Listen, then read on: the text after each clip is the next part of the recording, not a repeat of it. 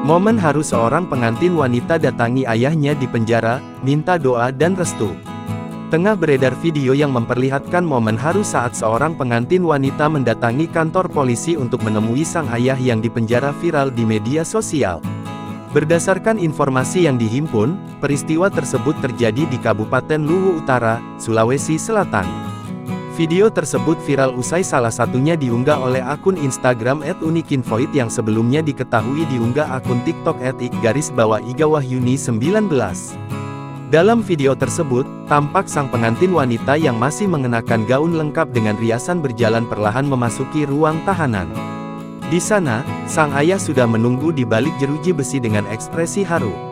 Tampak juga seorang polisi membantu membukakan kunci sel tahanan agar sang ayah dapat bertemu putri tercintanya.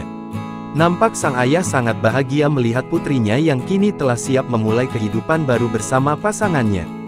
Saat bertemu secara langsung, air mata keduanya pun tak terbendung. Dengan memeluk sang ayah, terdengar suara pengantin wanita yang meminta doa dan restu dari ayahnya.